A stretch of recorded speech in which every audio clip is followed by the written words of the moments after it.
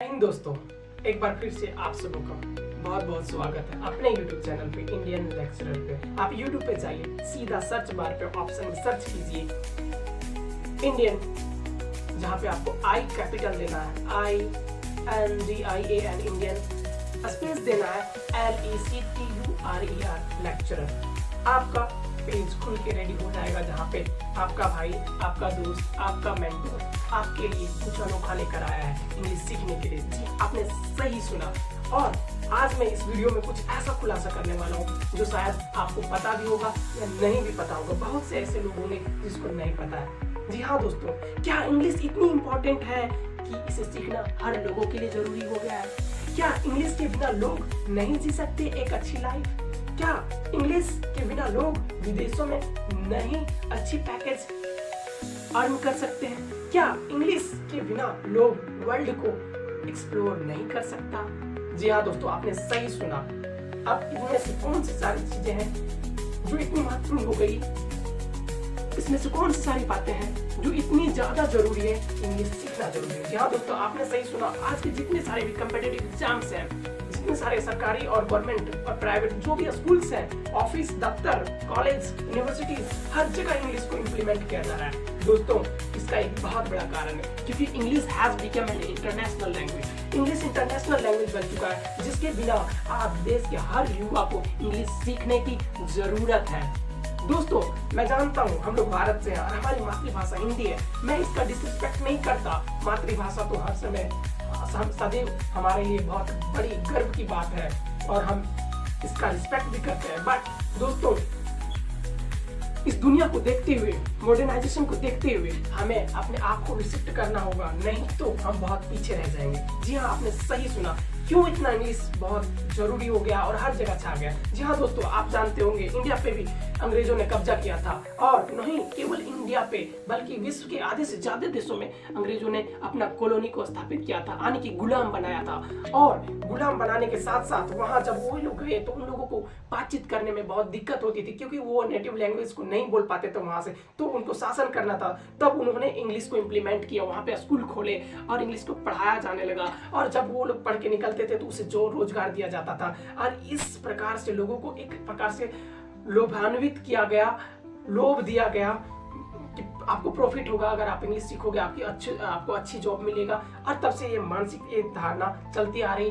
खैर, अब तो ये बहुत ही एक इम्पोर्टेंट फैक्ट बन चुका है और जो बहुत जरूरी था, क्योंकि दोस्तों हम लोग इंडिया में हैं, केवल हिंदी जानते हैं, ज्यादा से ज्यादा कन्नड़, तमिल ये सब जानते हैं। बट इसके अलावे आप जब इंडिया से बाहर जाते हो तो आपको पता नहीं होता क्या बोले, कौन सा लैंग्वेज बोले, ताकि आप इजी से वहां पे आसानी से सर्वाइव कर सको, रह सको, दुनिया के अनेकों देशों को घूम सको। दोस्तों, केवल ये तभी पॉसिबल है जब आप इंग्लिश को सीखते हो। जी हाँ, आपने सही सुना। चलिए मैं सिखाता हूँ। आपका मेंटोर, इंडियन लेक्चरर का मेंटोर, आपका भाई सचिन कुमार आपको इंग्लिश सिखाएगा।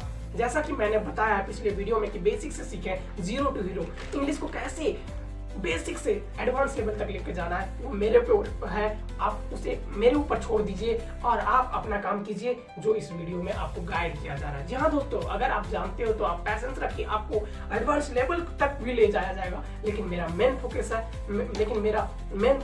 इस वीडियो में ये होगा कि वैसे व्यूअर्स, वैसे सब्सक्राइबर्स, मेरे वैसे दोस्त जो नहीं जानते हैं, वैसे लर्नर जो रूरल एरिया से भी बिलोंग करते हैं, जैसा कि मैंने बताया था वीडियो में कि मवेशी चराने वाला युवक जो कभी स्कूल नहीं गया हो वो भी इंग्लिश बोल सकता है। जी हाँ, अगर मैं हूं तो सब पॉसिबल है। जैसे आपने एक डायलॉग को सुना होगा कि झुकेगा नहीं साला, तो उसी प्रकार से आज मैं कमिटमेंट करता हूं, जब तक मैं ना सिखा दूं इंग्लिश आप सबों को, जो जानते हो, जो नहीं जानते हो, उन सबों को, तब तक मैं रुकेगा नहीं साला, सिखाऊंगा और सीखूंगा भी।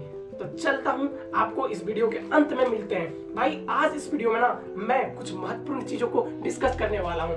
इजीएस्ट कहां से स्टार्ट करना है इंग्लिश, तो आपको पता चल गया क्यों इंग्लिश इंपॉर्टेंट है। क्योंकि आप अच्छी पैकेज, अच्छी नौकरी और अच्छी छोकरी भी चाहते हो तो आपको इंग्लिश सीखना बहुत जरूरी है। क्योंकि आजकल तो लोग ऐसे लड़कों को तो लड़कियां देने से भी मना कर दिया, ऐसे लड़कियां भी तो ऐसे लड़कों से शादी करने के लिए मना कर दिया, अथवा ऐसे लड़कियों से शादी करने के लिए मना कर दे रहा है जो इंग्लिश नहीं जानते। जी हाँ दोस्तों, ये सच्चाई है, क्योंकि इंग्लिश को एक ऐसा हुआ बना के रखा है लोगों ने कि ये बहुत बड़ी चीज है, लेकिन नहीं है। बट इसको सीखना जरूरी है क्योंकि इसकी हमें आवश्यकता है। ठीक है, और आवश्यकता जो है वो आविष्कार की जननी होती है। तो चलिए दोस्तों आगे मैं चलता हूँ, इस वीडियो में बने रहिए और अपने YouTube चैनल को सब्सक्राइब लाइक कीजिए और कमेंट बॉक्स में आइए कैसा लगा ये वीडियो, हेल्पफुल है कि नहीं है। चलिए देखते हैं, और आप कहाँ से देख रहे हो इस वीडियो को वो भी कमेंट कीजिए ताकि मुझे पता चले कि मेरे व्यूवर्स कहाँ से जुड़ रहे हैं। भाई आज की इस वीडियो में ना मैं अगले 5 मिनट में मैं बहुत इंपॉर्टेंट सेक्टर्स को डिस्कस करने वाला हूँ। उससे पहले ना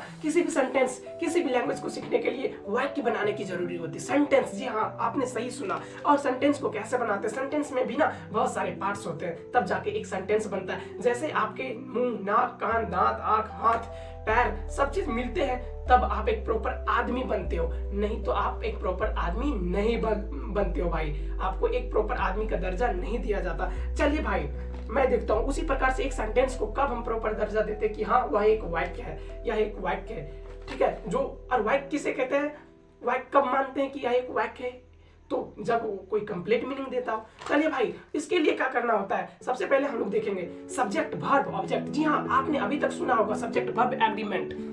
आपने सही सुना, ये बहुत बार पढ़ा होगा, आपने बच्चों को पढ़ाया होगा, बहुत जगह सुना होगा, किताबों में देखा होगा, रट्टा मारा होगा, लेकिन आज तक समझ नहीं आया। चलिए मैं इजीएस्ट वे में समझाता हूँ। सब्जेक्ट क्या होता है, सबसे पहले हम जब देखेंगे सब्जेक्ट को हिंदी में कहते हैं कर्ता। जी हाँ दोस्तों हिंदी में इसे कर्ता बोलते हैं, यानी कि काम करने वाला। सेंटेंस में जो काम करने वाला व्यक्ति होता है ना उसे सब्जेक्ट के रूप में देखा जाता है, ठीक है। अथवा जो व्यक्ति वहां पे काम को अंजाम दे रहा है उसे कर्ता कहते हैं। इंग्लिश में सब्जेक्ट, हिंदी में काम, कर्ता, सॉरी।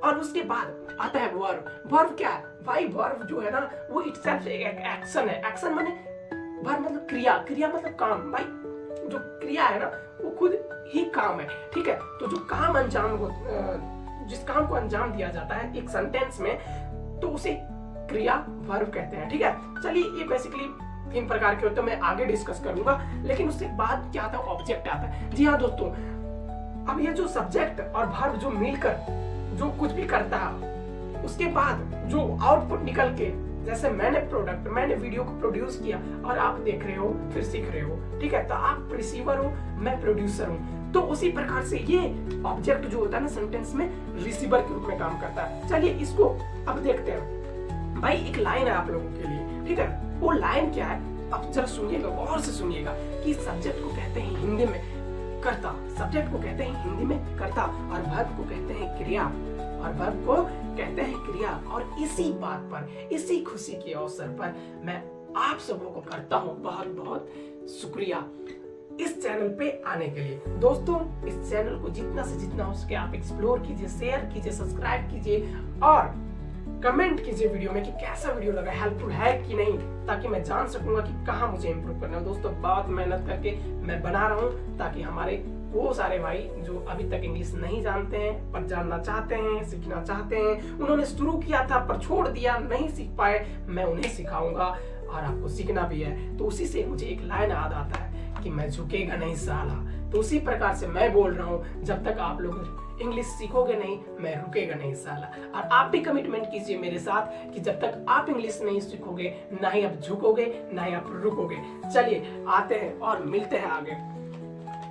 भाई अब देखते हैं, इंग्लिश का इंपॉर्टेंस तो बता दिया कि वर्ल्ड को एक्सप्लोर करना है, विभिन्न देशों में घूमना है, जाना है, अच्छे पैकेज कमाना, सरकारी नौकरी करनी, कॉम्पिटिटिव एग्जाम्स को क्लियर करना है। तो इसके इन सारी चीजों के लिए हमें इंग्लिश सीखना बहुत जरूरी हो गया। चलिए ये तो महत्वपूर्ण चीजें थी जो अनशॉकिंग जो शायद आपको अभी तक पता नहीं था, ठीक है। अभी आप मोबाइल भी चलाते हो तो आपको वहाँ इंग्लिश में भी कुछ सर्च करना पड़ता है तो आपको डिफिकल्टीज होता है। बहुत लोग हिंदी में उसको करते हैं फंक्शन, फिर भी वो नहीं पढ़ पाते, ठीक है, टेक्निकल लैंग्वेज को। चलिए आगे चलते हैं, देखते हैं। सबसे पहले ना मैं इंग्लिश के जो सेंटेंस का जो सबसे निचला स्तर होता है ना वहाँ क्या होता है, सब्जेक्ट वर्ब एग्रीमेंट। ये क्या है भाई, ये कहाँ से आता है? तो भाई ये पार्ट्स ऑफ स्पीच है और ये बिल्डिंग ब्लॉकिंग के रूप में काम करता है। भाई जैसे किसी बिल्डिंग को बनाने के लिए छोटे छोटे ब्लॉक, ईंटा, पत्थर का प्रयोग करते हैं ना, उससे पहले नींव रखते हैं ना, कलम। जी हाँ आपने सही सुना, मैं नेटिव लैंग्वेज में बोलता कलम देते हैं, पिलर देते हैं, उसके बाद उस पर बिल्डिंग खड़ा करते हैं। तो उसी प्रकार से अब ये पार्ट्स ऑफ स्पीच क्या है भाई, जो सेंटेंस को निर्माण करता है। चलिए देखते हैं पार्ट्स ऑफ स्पीच क्या है। भाई parts of speech are the building,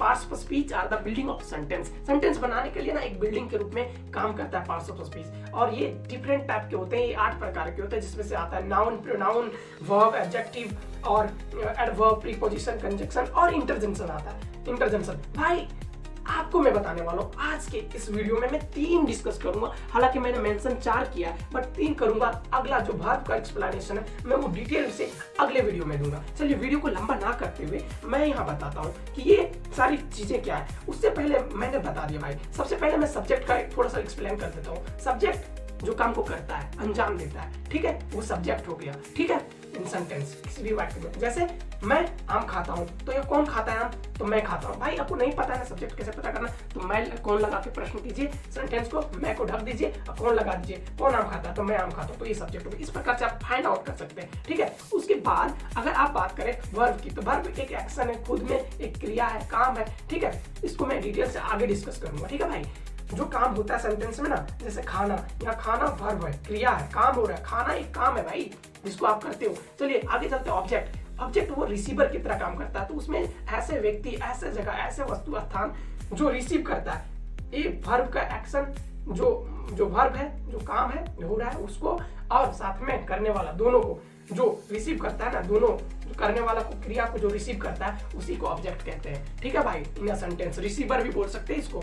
चलिए मैं आगे चलता हूँ और अब देता हूँ डेफिनेशन। क्या उस ईंटों का नाम क्या है, तो नाउन। सबसे पहले इसको हिंदी में बोलते हैं संज्ञा। संज्ञा क्या है भाई, noun is the name of person, place, animal और थिंग। आपने आज तक बहुत बार सुना होगा पर इस पर गौर नहीं किया कैसे इसको याद रखा जाए। भाई नाउन हर वो चीज का नाम है जो किसी वस्तु का हो सकता है, किसी व्यक्ति का हो नाम भी हो सकता है, किसी स्थान का नाम हो सकता है, किसी जानवर का नाम हो सकता है, किसी भी जगह। भाई सीधे से समझो एक वर्ड में कि दुनिया की हर वो एक चीज जो कॉन्क्रीटेड है, जिसको छुआ जा सकता है, जिसको देखा जा सकता है, जिसको महसूस किया जा सकता है, वो सारी चीजें नाउन के अंतर्गत आता है। हाँ जी दोस्तों, उसे नाउन कहते हैं। जैसे राम किसी व्यक्ति का नाम है, श्याम किसी व्यक्ति का नाम है, सीता, गीता किसी लड़की का नाम है। ठीक है, पटना किसी स्थान का नाम है। ठीक है, गाय किसी एनिमल का नाम है। ठीक है, स्टोन पत्थर का नाम है। ठीक है, माउंटेन वो किसी चीज का नाम है, कंक्रीट आइडिया का नाम है। ठीक है, जो कंक्रीट है अपने आप में, हार्ड शेप में है। ठीक है, चलिए आगे चलते हैं। प्रोनाउन, भाई ये तो नाउन हो गया। ठीक है, जैसे नाउन में क्या है, जैसे सेंटेंस में कैसे काम करता है, जैसे सचिन खाना खाता है तो सचिन नाउन हो गया क्योंकि सचिन किसी व्यक्ति का नाम है। ठीक है, अब आता है प्रोनाउन।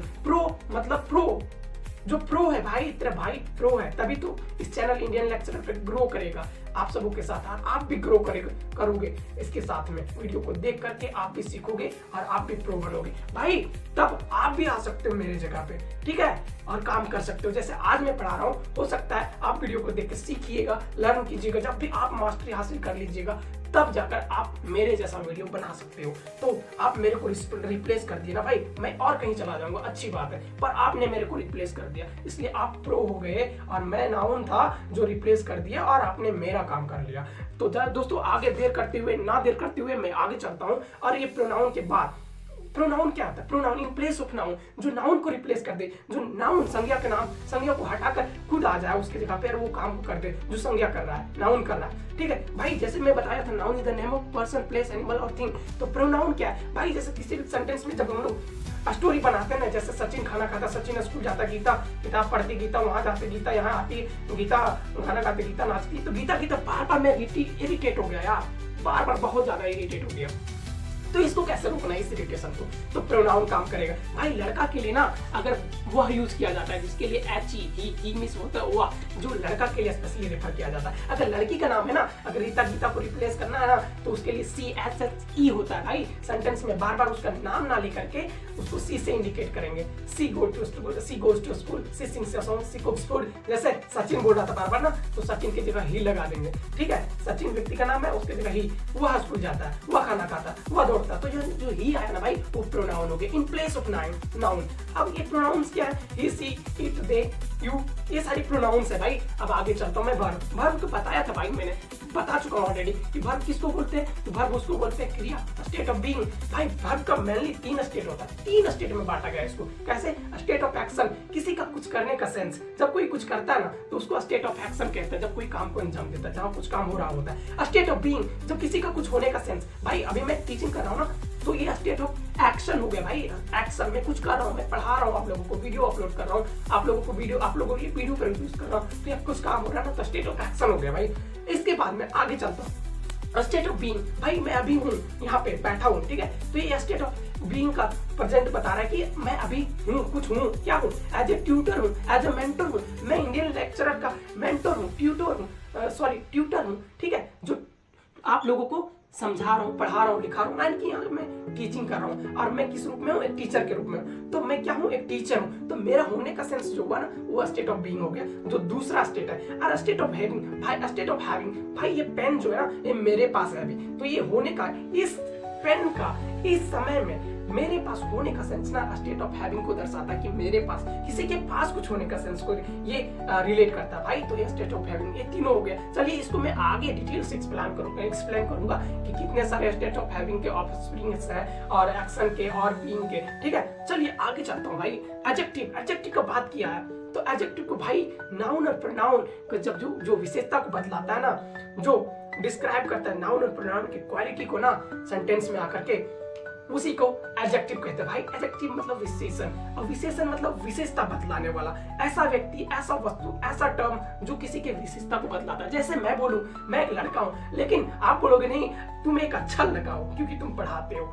चलो भाई अच्छा लगा दिया ना, ये मेरा क्वालिटी हो गया, मैं कैसा लड़का हूँ, अच्छा लड़का हूँ। मगर मैं बोलूं कि मैं टीचर हूँ, लेकिन आप बोलोगे कि नहीं आप एक अच्छे टीचर हो, तो मेरा अच्छा होना, आपने उस अच्छा को जो एड ऑन किया ना, वही तो विशेषण है, मेरा विशेषता बता रहा है मेरी क्वालिटी को। ये पेन बहुत अच्छा चलता है, स्मूथ चलता है, तो पेन तो बहुत सारे होते हैं, लेकिन चलता कैसा है, खराब भी चलता है, सही भी चलता है, अच्छा भी चलता है, तो जो क्वालिटी है ना भाई, इसी को पेन उसी को दर्शाता है कि ये पेन कैसा चलता है, तो अच्छा चलता है। इसी को हम क्या बोलते हैं दोस्त, इसी को बोलते हैं विशेषण, एडजेक्टिव, ठीक है। और ये नाउन और प्रोनाउन के पहले नाउन और प्रोनाउन को के साथ सेंटेंस में आकर उसकी विशेषता को बतलाता है। एक चीज हमेशा याद रखिएगा, I am a good boy, भाई ये हेल्पिंग वर्ब के बाद ही आता है, I am a good boy, और बॉय ऑब्जेक्ट के पहले और हेल्पिंग वर्ब के बाद, हेल्पिंग वर्ब अथवा मेन वर्ब के बाद आता है, ठीक है भाई। एक चीज को याद रखिएगा। आज के वीडियो में बस इतना ही। आप इस YouTube चैनल को एक्सप्लोर कीजिए और हमें सपोर्ट कीजिए, सब्सक्राइब कीजिए, कमेंट कीजिए, प्लीज भूलिएगा मत, क्योंकि ये वीडियो बनाने में बहुत मेहनत लगता है, लेकिन मैंने भी ठान लिया है कि आप लोगों को इंग्लिश सिखा के ही छोड़ूंगा। That's all for today, bye bye, thank you, nice to meet you all. और जल्दी से आइए कमेंट में, और मैं आपको वेट करूंगा। आप लोग जरूर से लिखिएगा भाई कैसा लगा वीडियो, प्लीज और कहाँ से देख रहे हो।